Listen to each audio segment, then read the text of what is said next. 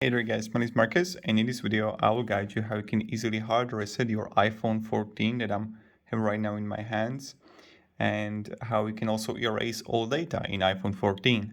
So what you want to do is pretty straightforward and it's like really simple. You want to go and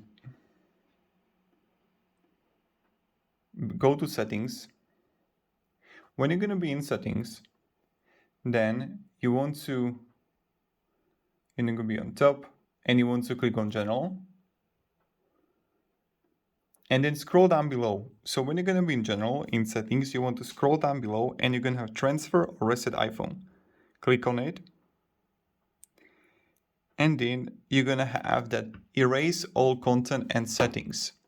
So that's what you want to click at. You can reset it or erase this iPhone.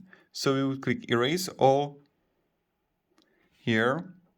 And then I see erase this iPhone, Apple ID, apps and data, and then you would press continue.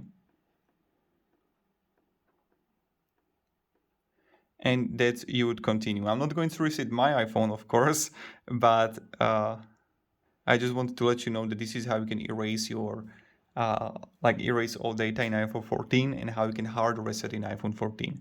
So thank you very much guys for watching, and have a great day and goodbye. See ya.